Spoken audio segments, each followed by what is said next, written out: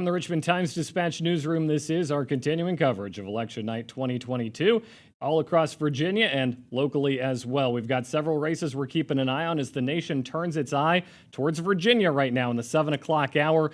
3 major races. We've got 11 House races in Virginia to settle tonight, 3 of them extremely competitive.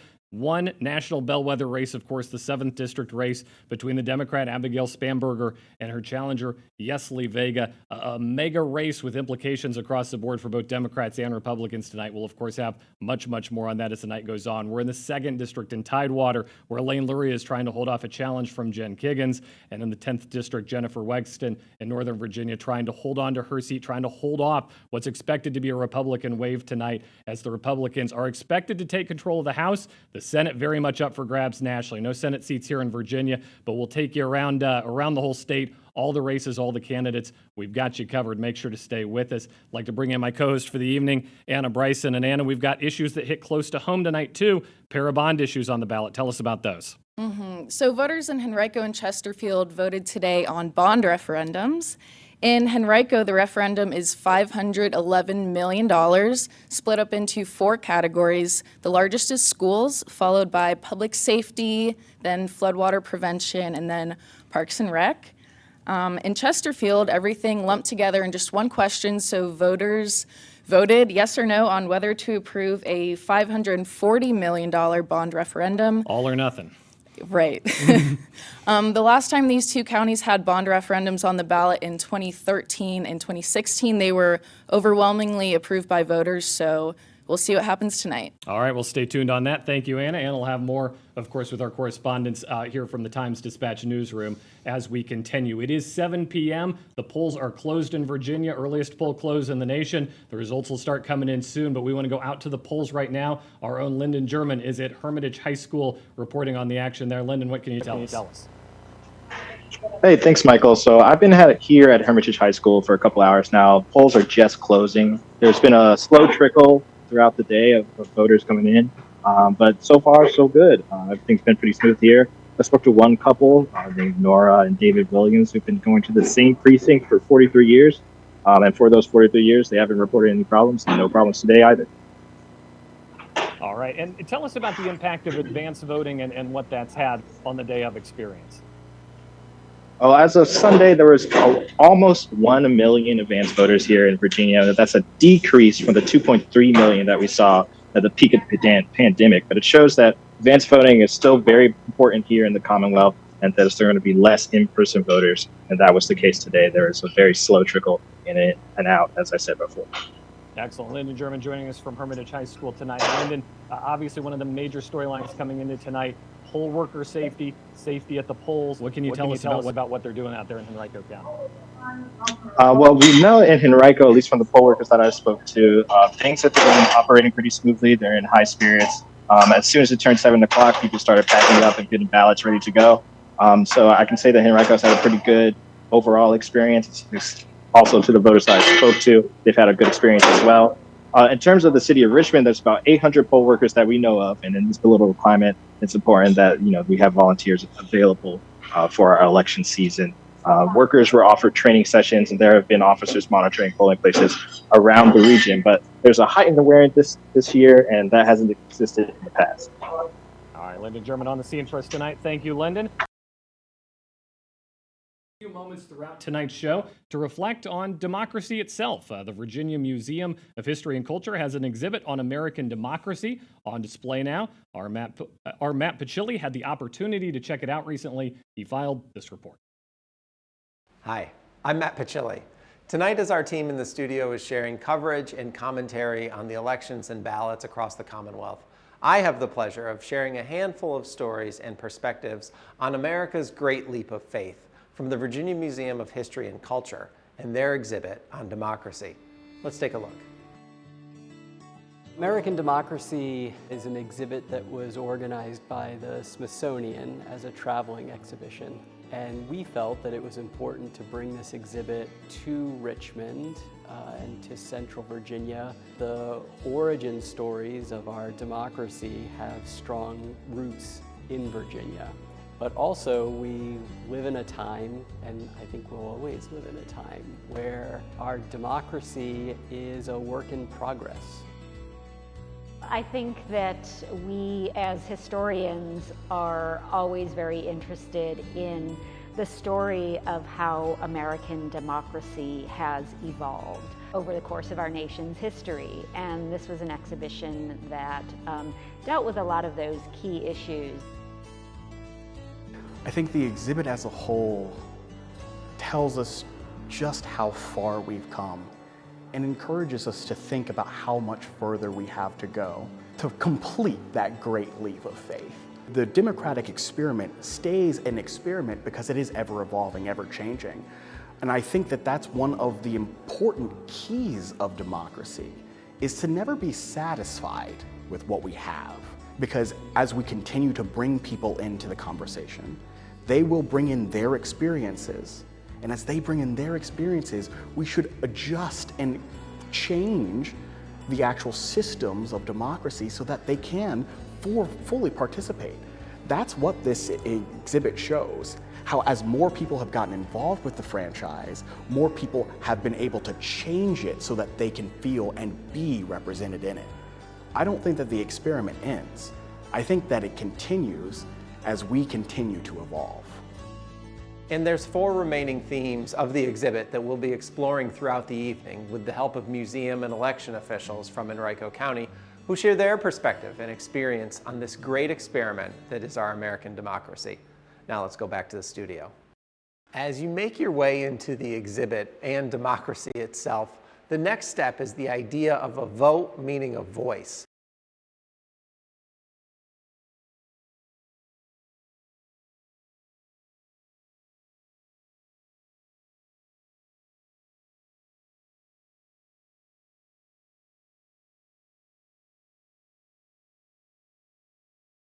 Shapiro, our political columnist. Thanks for being here, Jeff. Oh, thank you for having me.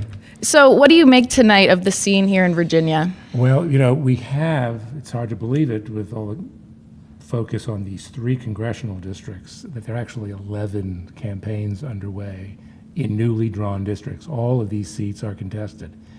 4 of these seats are safely Republican, 4 of them are safely Democratic, not likely to turn over tonight. But the attention that's being paid within our borders and beyond, 3 congressional races, Northern Virginia 10, Northern Virginia 7, Coastal Virginia 2. All seats held by women elected in 2018 in that big anti-Trump midterm vote. These are races that could decide not just whether the Republicans restore a majority within the House delegation from Virginia, but of course take back the Congress in Washington. Mm-hmm. And given the way midterms usually go, will this be a tough night for Democrats? Well, keep in mind that the 3 Democratic incumbents who are in Republican crosshairs tonight, that's Abigail Spanberger, originally from the Richmond area, Elaine Luria from Virginia Beach, and Jennifer Wexton from Northern Virginia. They were elected in a tough midterm for Donald. So what the blue wave washes in, Republicans tonight are hoping a red wave will wash away. And history shows that for the most part, the party that controls the White House loses seats in the Congress in those midterms. Mm-hmm. And so he's not on the ballot tonight, but Governor Glenn Youngkin has received a lot of press lately. What should we make of his national touring? Well, first of all, this election year is a test of his pulling power. His was an improbable election in 21, majority very narrow, 63,000 votes, 1.9 percentage points. He hasn't hesitated to suggest that he might be interested in the presidency. So how he performs, how his party performs in Virginia tonight is going to be very important. He wants to build on that victory, that Republican sweep he led last year. But not only has he been placing big bets on 2, 7, and 10, those congressional races in Virginia. He's been traveling the country, visited about 14 states, campaigning for Republican gubernatorial candidates pretty much everywhere, and they run the gamut as Republican candidates go. Some of them sort of conventional, some of them very MAGA election denier types. So this seemed to be a year of pessimism about the future on the campaign trail. So where do we go from here once the dust has settled? Well, imagine how bitter governing might be given the bitterness of this campaign. We've seen that at the state level in Richmond. It's clear we're going to have to deal with that in Washington if we indeed have a fully divided government.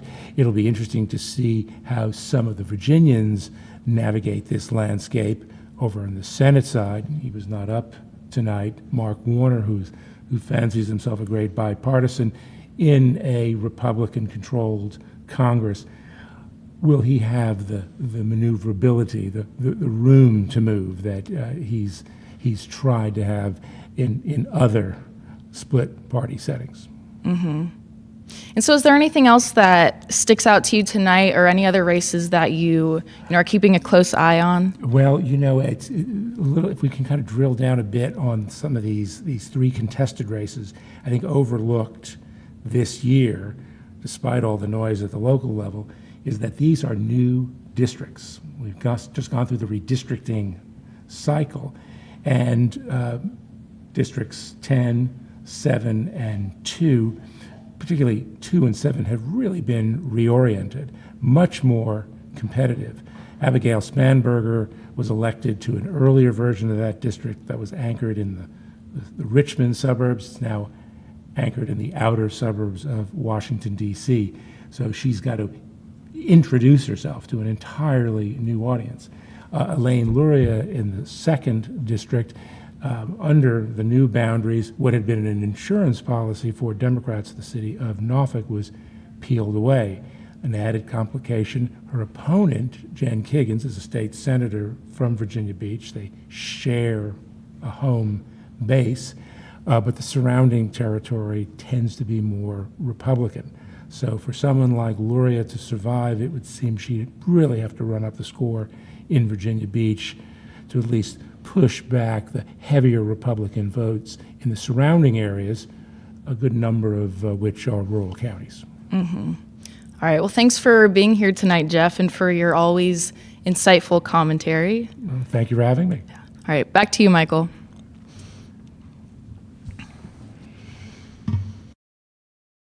Down in Virginia Beach, Tidewater. That's one we'll be watching closely tonight. Of course, Elaine Luria not defending the same turf she did 2 years ago, 4 years ago, 6 years ago against Jen Kiggins. That is a more favorable Republican spot, and that's one that people are saying you're really going to want to watch. That will be one of the flips, at least in Virginia, as the night starts early on. The January 6th committee, a very big point there. Elaine Luria served on that committee investigating the events of January the 6th, tried to peg Jen Kiggins to Donald Trump's campaign. We'll see how successful that was, of course, as the night goes in. The results are starting to come in. The exit polls we're starting to see. We'll break all that down for you. We're with you for the next hour here. And, of course, we'll have everybody in the newsroom. Dave Rest covering that race down in the 2nd District. We'll hear from him momentarily as well. Right now, we're going to get back to the Virginia Museum of History and Culture and more of Matt Pachilli's visit to the democracy exhibit at that museum right now. As you make your way into the exhibit and democracy itself, the next step is the idea of a vote, meaning a voice in legislation, leadership, and governance. The idea of who actually gets to vote, though, has been an issue since the 18th century, and one our nation has taken to the streets and the polls. Democracy, from its very roots, has usually been limited, and we still limit it today. We limit democracy by age. We limit democracy by citizenship. But initially, the idea of democracy had started out as landed property owners, specifically white men. And then, over time, it became more expansive. If you look at the countries that do not have democracies, their turnout's 100%, all for one candidate, right? Here we're at, a good election is 75%. People choose to come to vote or choose not to come to vote depending on the year, but we're here for them and we have the ballots for them. And their neighbors are there working the polls for you, for your right to vote. It is a great sense of accomplishment when you conduct an election and you realize how many people you are connecting with in the community. And that's one of the things I love about the work that we do. We set up, whether it's for election day or for early voting or for by mail, we're here with our doors open, ready to serve the public. And when you take a step back from that and you realize that this is the way our elected leaders come into office and the transfer of power, and that you were a small part of it, it's very rewarding. This exhibit does an amazing job of showing the complexity of American democracy. It's really nice to have this gallery and this exhibit to remind the folks in these citizenship classes, and then also just students and the general public who come through, that American democracy has always been something we're debating over, and so that's why it's so important to go out and vote and be a part of American democracy, because you can then be a part of that debate.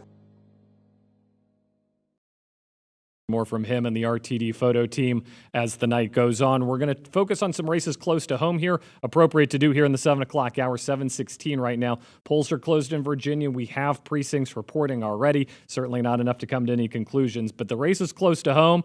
We expect to call fairly shortly. One of them, the 5th District, where Bob Good is expected to hold on over Josh Thronberg. We'll hear from Charlotte Woods here in just a second about that. Right now, we're going to turn our attention to Hanover County, the 1st District. That's Republican Rob Whitman. He is expected to hold his seat over Herb Jones. We'll, of course, see what the precincts bring us. Only 1% reporting right now from Hanover County, so way too early to call on that one. But we do have this from RTD political editor Andrew Kane breaking down the race. Congressman Rob Whitman faces Democrat Herb Jones in a newly configured 1st Congressional District that now extends to the western Richmond suburbs. Whitman, a 15-year incumbent, is a senior Republican in Virginia's congressional delegation. Whitman grew up in Henrico County and served in the House of Delegates for 2 years before he was elected to Congress. He previously spent about 20 years in local government on the Montrose Town Council and the Westmoreland County Board of Supervisors. Whitman worked in state government for 2 decades as an environmental health specialist and as a field director for the state health department's Division of Shellfish Sanitation. Jones, who grew up in Roanoke, retired after 30 years in the U.S. Army, 10 of them on active duty. He received a Bronze Star for his service in Iraq. Following his retirement, Jones spent 12 years as New Kent County's elected treasurer. His career in the financial services industry included a stint as Director of Investor Relations at Colonial Downs Incorporated. He now runs Pyramid Technology, a firm he started with his brother to provide IT support, project management, and logistics counseling. The newly configured 1st District now includes western Chesterfield County and western Henrico County, as well as New Kent County and part of Hanover County. We'll have further coverage of Virginia's congressional elections on Richmond.com.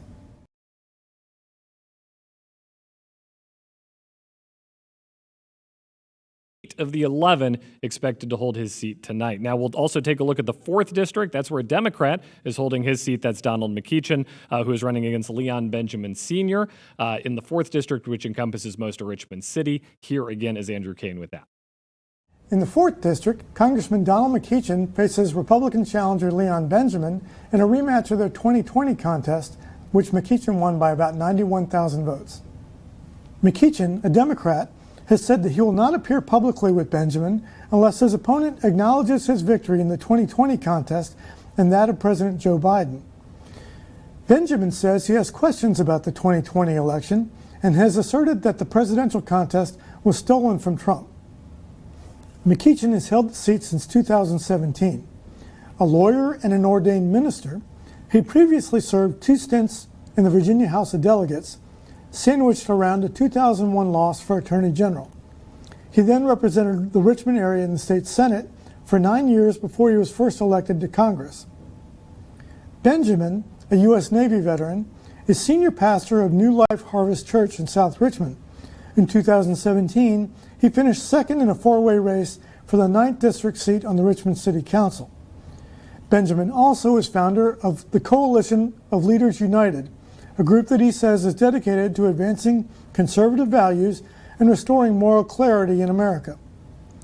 The 4th District gets about 3/4 of its votes from Richmond and from eastern Henrico and Chesterfield counties. The district includes all or part of 15 cities and counties, stretching from Richmond south to Brunswick, Greensville, and Southampton counties. Well, All right, we promised you 1st, 4th, and 5th districts. Those are the 3 that are locally contested here in Richmond, expected to be wins for the incumbents. Those are not the winning Powerball numbers. That's why we're here doing this show for you, of course. Covering the 5th district, that's the one we have not gotten to yet. That is Bob Good, the Republican, taking on Josh Thronberg. That used to be in the Charlottesville area, redistricted into Richmond a little bit. We've got our reporter on the ground, Charlotte Woods. She is with Anna in the newsroom right now. Anna? I'm here with Charlotte Woods, our state politics reporter. Thanks for being with us tonight, Charlotte. Thanks for having me. So tell us about the race in the 5th district. Yeah, so the 5th Congressional District, due to redistricting, it's changed shape slightly. It still stretches from the North Carolina border, but it stops, the top of it is Charlottesville and Albemarle County. It has inched a little closer to Richmond, so we see places like Powhatan, Louisa, parts of Hanover that are now part of the 5th. I went to a Powhatan polling place today just to check in with some voters.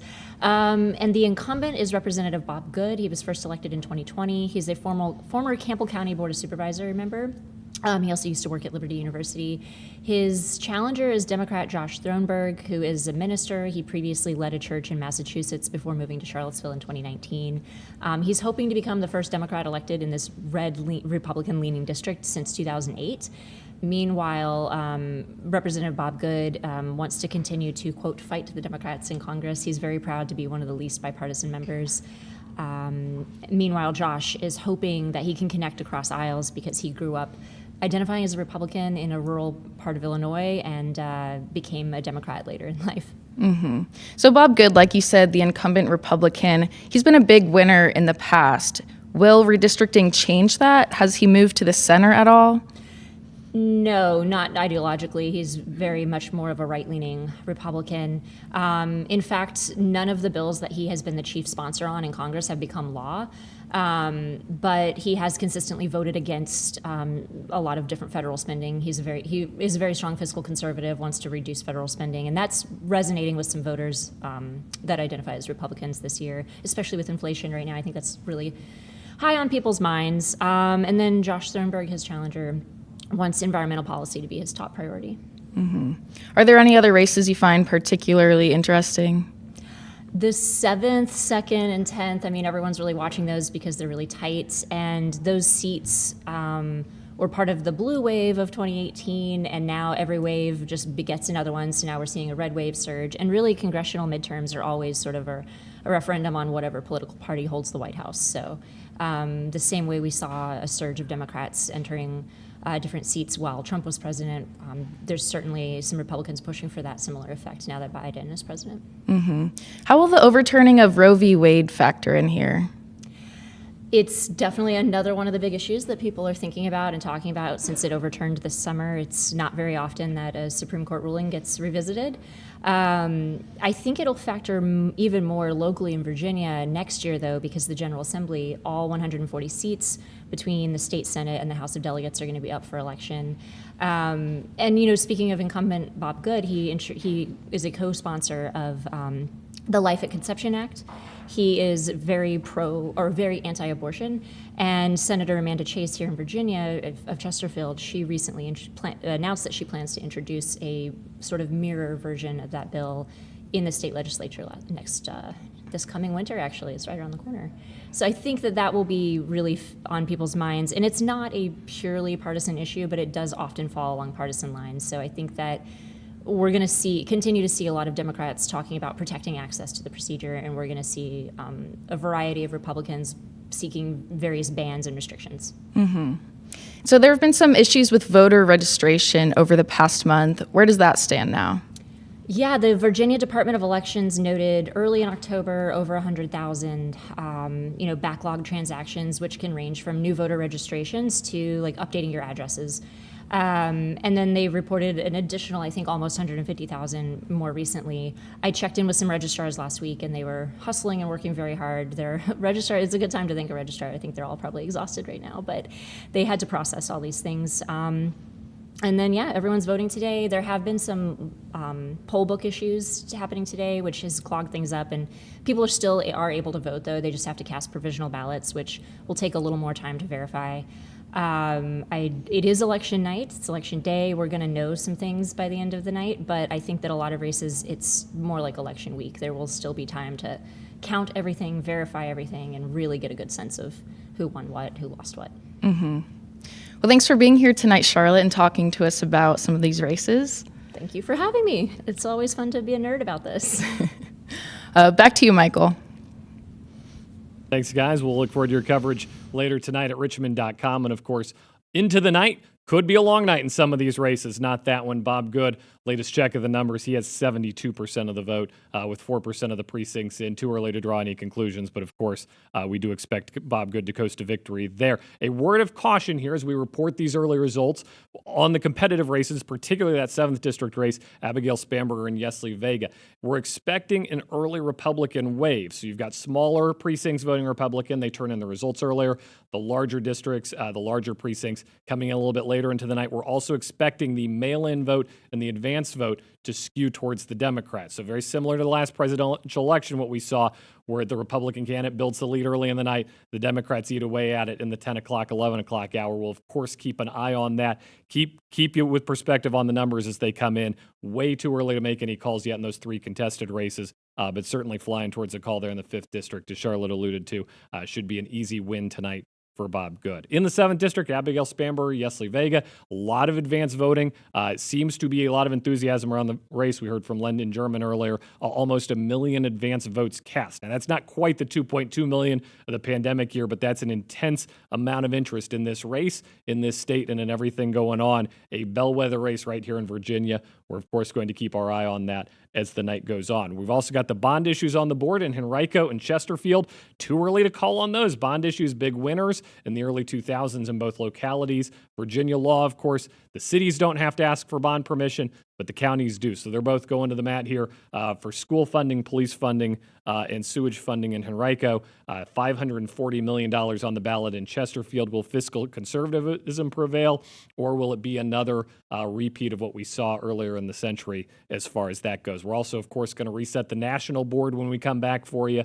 Big Senate elections tonight in Pennsylvania and Georgia. Polls closing there soon. We're going to keep an eye on that. And, of course, much, much more from the Times-Dispatch newsroom and our reporters. Right now, we're going to take a short break. It's the bottom of the hour. We'll be with you until 8 o'clock right here. It's Richmond.com's live election night coverage 2022. My name's Luca Powell. I am Sean Jones. I'm Sean McGoey. I'm a data reporter at the Richmond Times-Dispatch. I'm Zach Joachim. I'm Colleen Curran. I'm the living editor at the Richmond Times-Dispatch.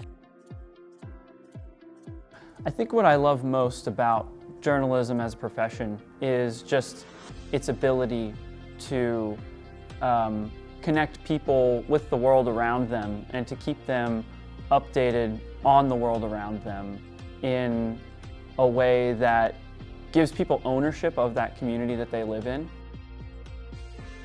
One of the things that I really love about being a data reporter is that I think it helps unlock a better understanding of the world around you. I love that so much of what I do here is collaborative, and I work with some of the other amazing reporters that we have here. They have this beautiful ability to find human faces and voices to pair with the stuff that I do, and I hope that that comes together and makes something that helps you understand your world a little better. I have those moments on a frequent basis where I'm reminded how lucky I am to be able to cover high school sports. And when you show up and you're the reporter and they go, oh, the Times-Dispatch is here, and everyone's trying to get you, stats and telling you what to take photos of and who to interview and everything. And I love that enthusiasm when you show up to high school sporting events. I love it because there's always something new, there's always something different. We have such a vibrant, energetic, just exciting arts and culture environment here in Richmond, and I love covering it every day is something new and exciting to cover, and that's why I love it. Our job, to me, is to redirect people towards things that matter, towards instances where there's harm. For me, the reason why I love what I do is being able to meaningfully say that I'm helping. I think that's why I do this, and I think that's why people subscribe. I think people want news that they couldn't get anywhere else.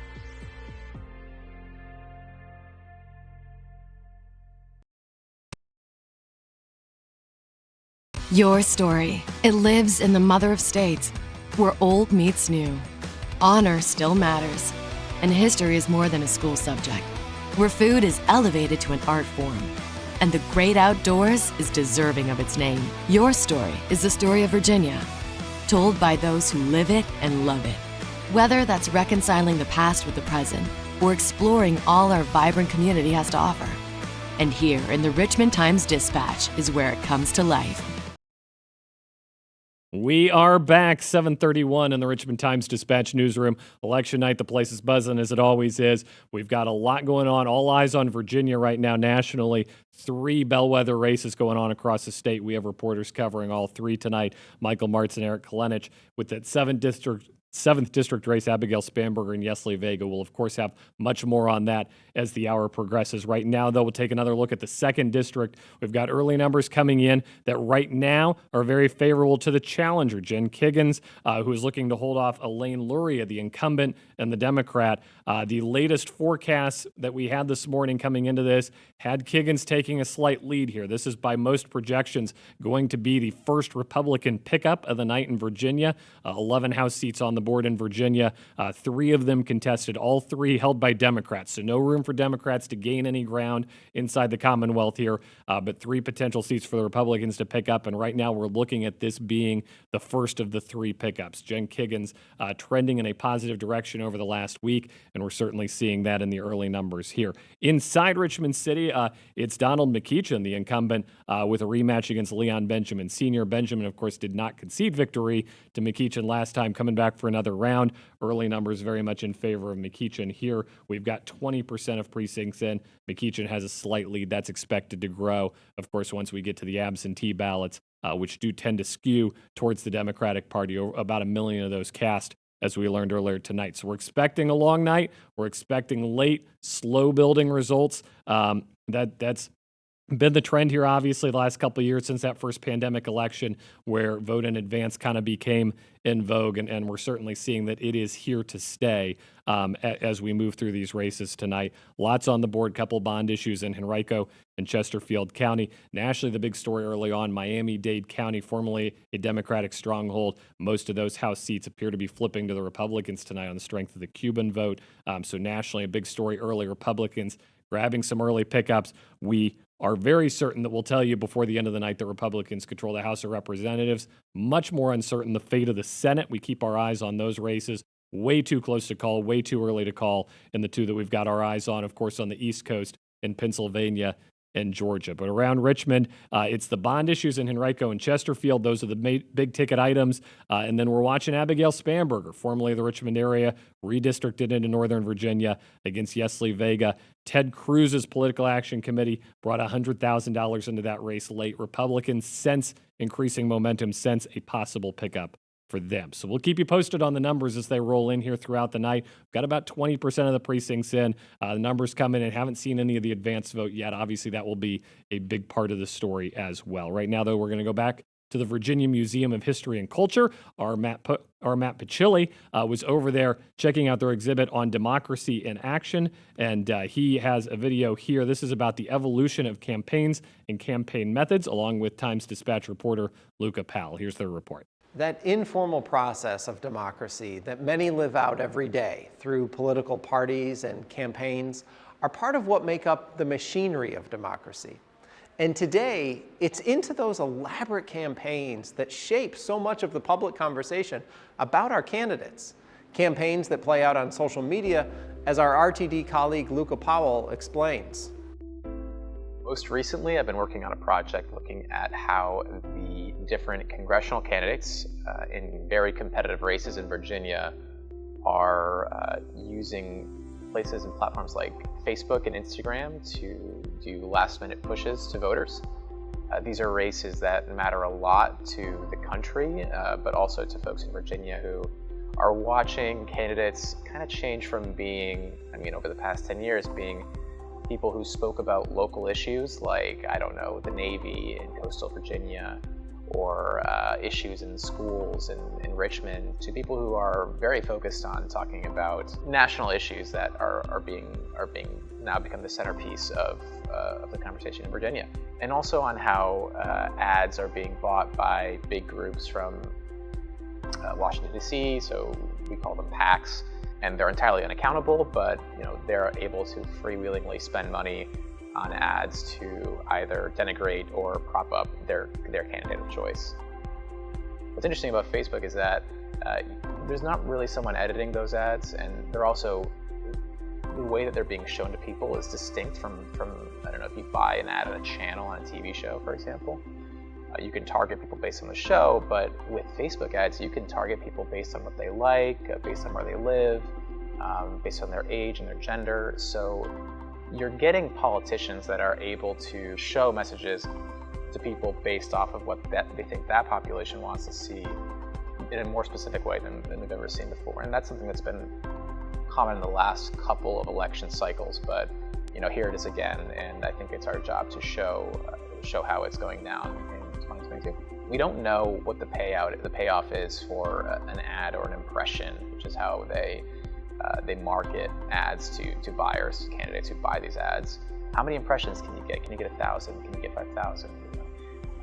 And they're cheap too, so that's one of the points of the reasons why they're being bought as opposed to a TV ad, is because for $300 I can show 1,000 people in my district this ad accusing my opponent of being a congressional profiteer, and that's occurred in the past 2 months. That's occurred in coastal Virginia, so that's a pretty cheap buy. So maybe you look at that and you say, look, for $500 I can spread this idea. Maybe it doesn't land, but it now becomes part of the conversation and among my constituents. I think that is a meaningful investment from the campaign point of view. So we're seeing that for sure in terms of like a sort of tactical ad placement and tactical ad buying. All right, thanks to those guys. We are back in studio here in the Richmond Times-Dispatch newsroom. Happy to pry away executive editor Chris Coates from his duties for a couple minutes. Always one of the busiest nights of the year, and it doesn't just start at 7. The lights come on in here at 7, but you guys have been working on stories all day. What's been cooking? We've had people at polls all day since about 7:30, 8 o'clock in the morning across the whole area. And, the reporting team has done a really fantastic job. We're hearing about a lot of energized voters out in polling places. And so the big story, we think, and again, we preface throughout tonight that this is very, very early and very, very tentative, but we think the story will be turnout and seeing that electorate come out and cast ballots, which was always it's always difficult in these midterm elections, as we know, because turnout tends to be lower, but we're seeing solid numbers. You always hear, the economy is what fires voters up, but of course favors Republicans this year. Democrats hoping abortion brings people out to the polls. Bottom line is, people are coming out to the polls tonight. Any issues so far? We have heard of some issues. The Commonwealth, the Election Authority, had press conferences today, throughout the day, and at the 11 o'clock one, we heard about some issues in Chesterfield and in the city of Richmond regarding polling books. These are the documents. They're also on laptops where you go in and they look at and make sure that you're a confirmed voter. There were some issues with those. They want the paper books, and now, as far as we know, all of those issues have been resolved. All right, there we go. So what can we expect from our team tonight around the state? Well, they have pizza. That's the first and the most important thing. We brought the props in. This is the most important job of the managing editor. People think you're like yelling, "Stop the presses." You're making important decisions. You are making an important decision, and that is how many pepperonis, how many cheese. This sets the tone for the whole night. And there was salad this year. And there was salad this year. Right, so. I had a little of the salad. I'm embarrassed to admit. I'll admit that on live television. I had the red wine vinaigrette dressing. It was quite nice. Delightful, yes. From down the street there. That these are the things that make election night. But we also got the whole team here, and I think the big story is how Congress will flip here. If Congress is going The House appears to be going to the Republicans. Where's the Senate headed? We don't know, and that will be the big story, of course, is how this whole thing shakes out, and what the former president Donald Trump does in coming days, and of course what that means for our own governor in terms of his political future. So a lot of things are very much up in the air right now, and we hope to get some more answers soon. You gonna give me a couple races you got your eye on here? Oh, I think nationally the Michigan governor's race is really interesting. What's happening in Pennsylvania is remarkable. So across the country, there are a lot of really key races happening. All right, what can we expect from the Times-Dispatch team, Richmond.com overnight? Well, we'll be here all night, and we're gonna close the place down in terms of getting the results out, and we'll have a full report in tomorrow's edition and online. Save the toughest question for last. What's your favorite pizza topping? What's your go-to? Yeah, I like pepperoni. That's right. Right. Absolutely. Indeed. Chris Coates, executive editor of the Richmond Times-Dispatch. We thank him for joining us this afternoon, this evening, or whatever it is, as we keep rolling, keep counting these ballots. 7:40 right now. We've got 37% of the vote in Richmond City. Donald McEachin with a commanding lead at this point. That's probably the one that's easiest to call, along with Bob Good there in the 5th District. Also appears to be cruising to victory. Right now, we're going back to the Virginia Museum of History and Culture. Check back in with our friend Matt Pachilli.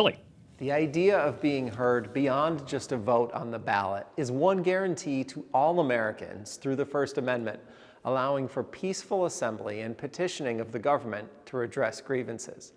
This democratic right is one Americans have utilized to shape the country beyond the ballot box.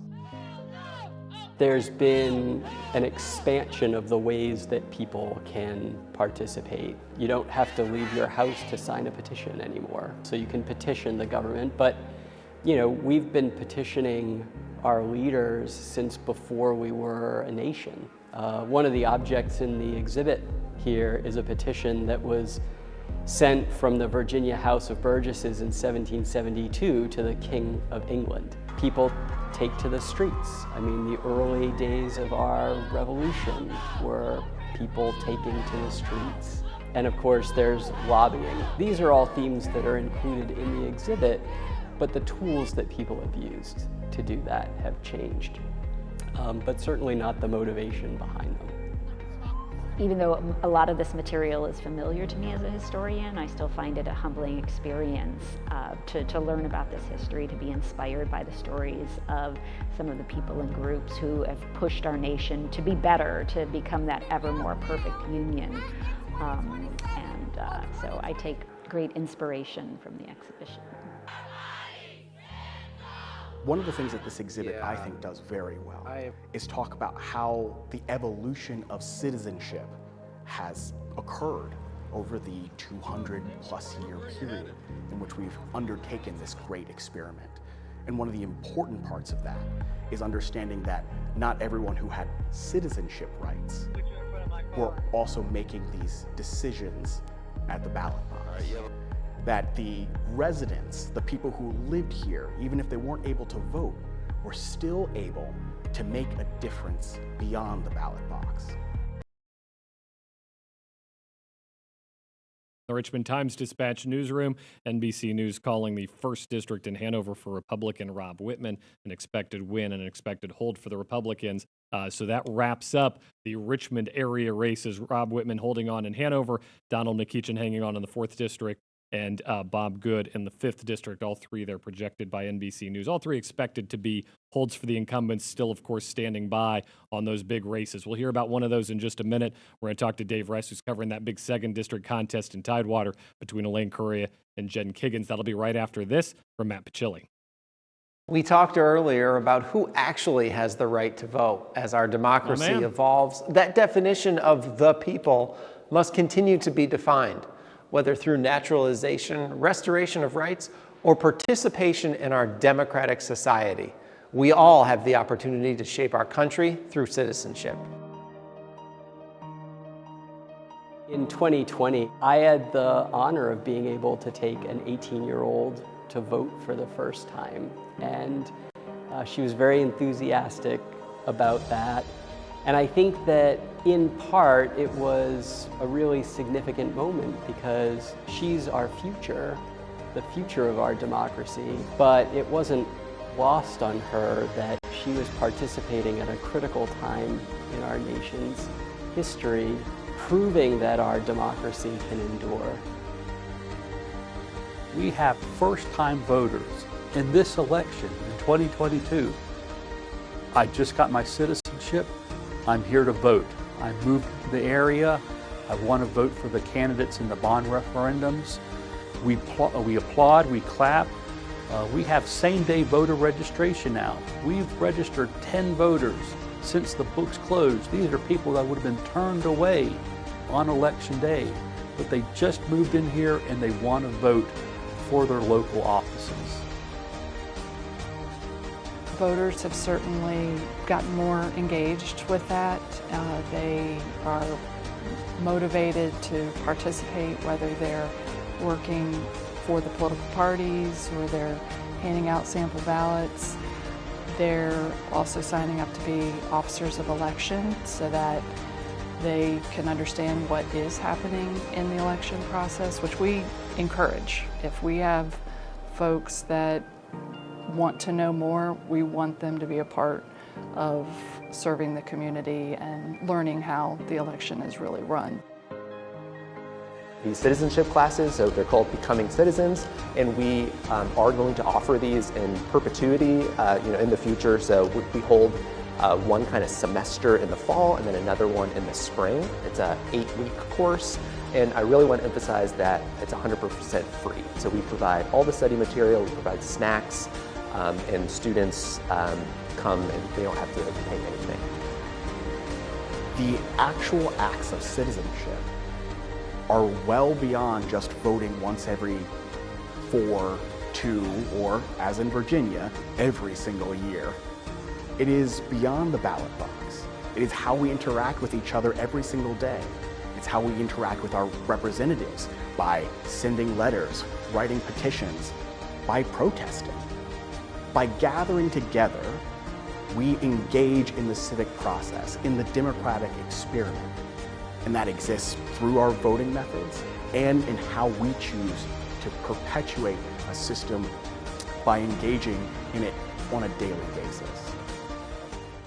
Before we sign off from the Virginia Museum of History and Culture, we want to say a big thanks to our friends here for being so accommodating and allowing us to showcase this exhibit during election coverage. The exhibit is up through December 31st, and we hope you'll make it out to experience it. I'm Matt Pachilli, and so long from the Virginia Museum of History and Culture. All right, back in the Times-Dispatch newsroom, and honored to be joined by Dave Ress, political correspondent here at the Times-Dispatch, breaking down this 2nd District race for us. Big one here. It is. I think it's probably the most interesting one in Virginia right now. Go on. Tell us who we got and what's at stake here. We've got Elaine Luria, elected in 2018 as a Democrat from an area that we had traditionally thought was very Republican. Since redistricting last year, it's become apparently even more Republican. She's running against Jen Kiggins, who's a state senator from Virginia Beach. This area is basically anchored in Virginia Beach. Both of them are Navy vets. Both of them are female Navy vets. We think this may be the first such matchup in the United States. They're also quite interesting as representatives. Luria in Congress, Kiggins in the state Senate. They've been, relatively independent thinkers. Luria's really carved out a niche, sometimes butting heads with President Biden over the defense budget. Kiggins has taken on the very powerful nursing home lobby in Richmond, trying to see if we could get Virginia to join the majority of states that say there are staffing standard minimums for nursing homes. This race has not been about those kind of issues, though. Sure. Yeah, one of the big issues looming over this, Elaine Luria's participation in that January 6th committee. You bet. And how are voters receiving that? Is that a negative? Is that a positive? How's that going to play? Apparently, it's not really resonating with people that much. At least not framed as January 6th and the committee. We have had a really interesting poll out of Christopher Newport University down in Newport News, where what appears to be going on is that if you're a Democrat, what's framed as the challenge to democracy is a big issue. If you're a Republican, it's Biden's competence or perceived lack of competence, inflation, the lines that we're hearing kind of across the nation. Not a lot of crossover. The other big one, of course, is abortion. Higgins is pro-life. Luria is not. And after the Dobbs decision this summer, that's been one of the central themes of the campaign. At least Luria has been pushing that quite hard. Well, it sure feels like timing is everything. If you do this a couple of months ago, if you do this 6 months ago, the economy is going to be a big factor here too, I would imagine. I'm afraid, yeah, it is. Higgins has hit very, very hard on that. Lots of stuff about the price of gas, the price of groceries. Luria has tried to respond by saying things like, well, the price of gas, blame Vladimir Putin. So Sure. Well, we couldn't get you an easy one. We couldn't get you out of here. It's going to be a late night for you, but we got our traditional election night pizza here. We do. Have you been able to have a slice yet? I have indeed. What's the word here? What toppings did you go with? Break it down for us here. You know, my oldest is a vegetarian, so Okay. I always go with the all veggie. There you go. Good? That was very good. It's going to keep us going. We got a long night ahead. One name we won't call tonight is Bob Brown's, a veteran Times-Dispatch photographer. This will be our first election night without him in many, many decades. And this video was put together with some Virginia politicians extending their best to Bob in his retirement. Congratulations, Bob Brown. You have chronicled with the pictures you've made the history of Virginia, and indeed, you're a Hall of Famer.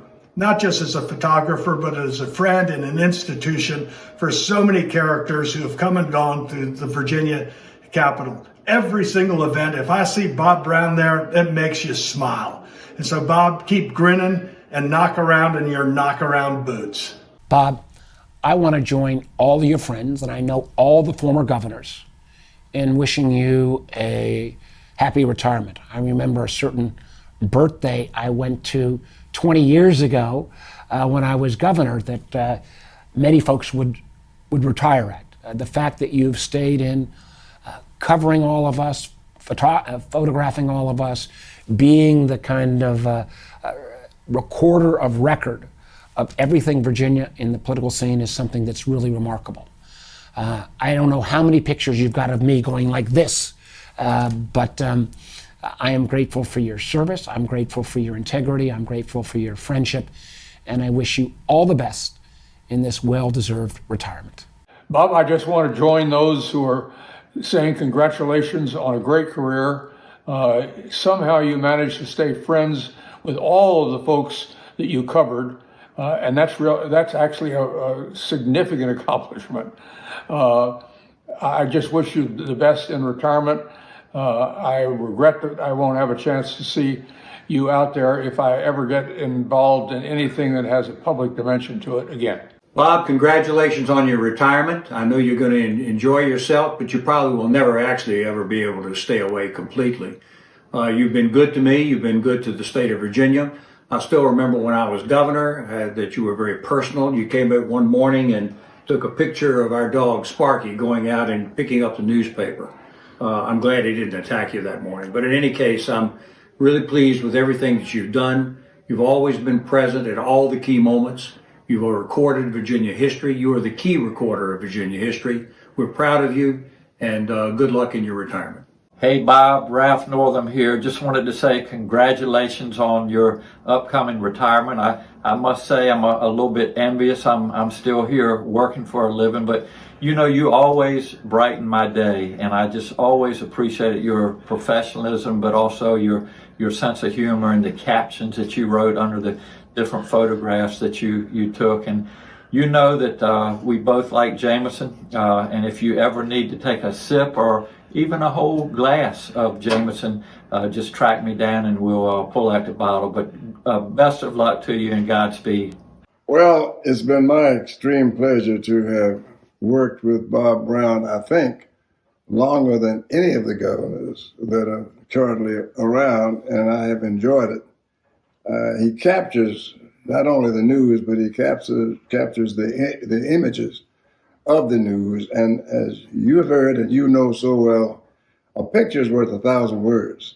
And he is so good at putting into that picture with brevity, but yet full of expression, the words that would describe whatever it is that is being discussed or portrayed. Bob, I just want to wish you the best on the retirement. I cannot believe you're leaving at 84 years, man. You got a lot of years ahead of you. I just want to thank you. When I was governor, you always made me look good. I know you didn't have much to work with that camera, but you always did the best you possibly could. But you know what? Always had a smile on your face. You always had a great story. Didn't matter to you, Democrat or Republican, what was in the best interest of Virginia. And you've made us a better Commonwealth, and you've made us a better country. So I wish you the best on your retirement. I hope to see you somewhere. Maybe we'll get on the golf course or something, but congratulations on all you've done. We are all going to miss you. Hey, Bob Brown, your old friend Tim Kaine here. You started covering me when I was a lot thinner. I had a lot more hair. It was a lot darker than it is now. And yet you had been covering politicians long before I showed up on the Richmond City Council. When I heard the news that you were retiring from the Richmond Times-Dispatch, it was like, I thought California would tumble into the sea, or the, Appalachian Mountains would be eroded down to become flat plains before Bob Brown would retire. What a tremendous service you have provided the Richmond community through your work with the RTD.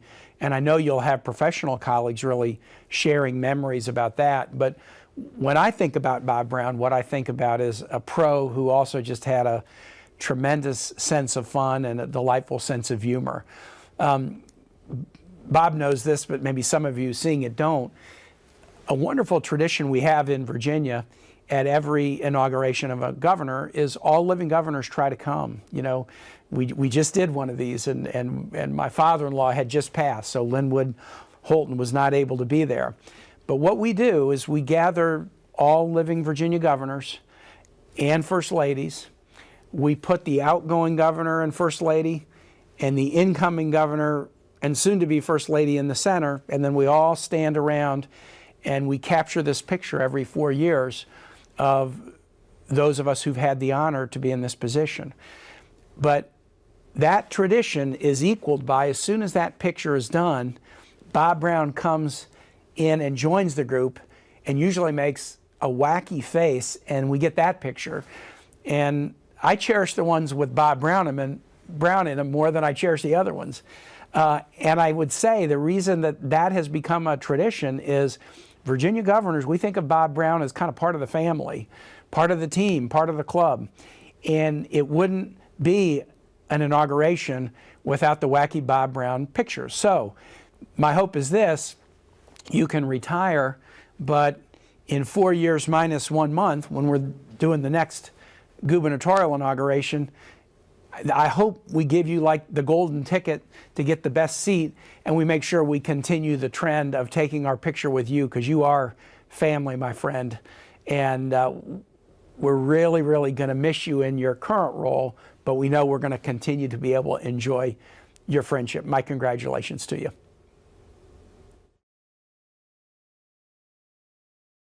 All right, Bob Brown with a salute from Virginia's former governors and politicians. We are nearing the 8 o'clock hour. It is time for us to sign off for the night. A very exciting night of results up ahead. Obviously, we'll preview the three big ones right now.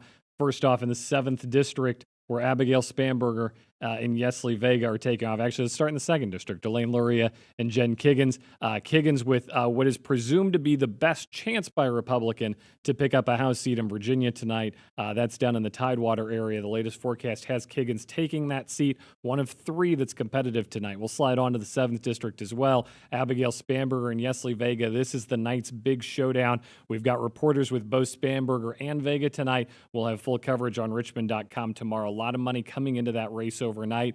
This one may come down to the wire, may come down to absentee ballots, could come down to provisional ballots. One of the interesting things this year, it's same-day registration is back. There have been some issues with the poll books. This could come down to ballots that are counted and legally contested over the next 48 to 72 hours. This could be an ongoing story. And, of course, we look at the 10th District as well with Jennifer Wexton trying to hang on, also in Northern Virginia, against Hung Kao. Wexton, the biggest favorite to retain her seat of those 3 Democratic women we've been talking about since the beginning of the evening. I want to thank my colleagues here at the Richmond Times-Dispatch for joining us tonight. We heard from Dave Rest, Jeff Shapiro, Charlotte Woods, Anna Bryson, and Lyndon German, everybody else out there working. You'll hear and see them in videos over the next 24 hours here as you visit storiesatrichmond.com and visit the website. So plenty more to come. We're excited you joined us for this hour. We hope you'll stay with us through the rest of the night and into tomorrow. Could be a long week of ballot counting. You just never know what you're up against these days. For the Richmond Times-Dispatch, Matt Pochilli, Bill Barksdale producing. Thank you for joining us tonight. Signing off from the Richmond Times-Dispatch newsroom, this has been our coverage of Election 2022. Your story. It lives in the mother of states, where old meets new. Honor still matters, and history is more than a school subject, where food is elevated to an art form, and the great outdoors is deserving of its name. Your story is the story of Virginia, told by those who live it and love it. Whether that's reconciling the past with the present, or exploring all our vibrant community has to offer. And here in the Richmond Times-Dispatch is where it comes to life.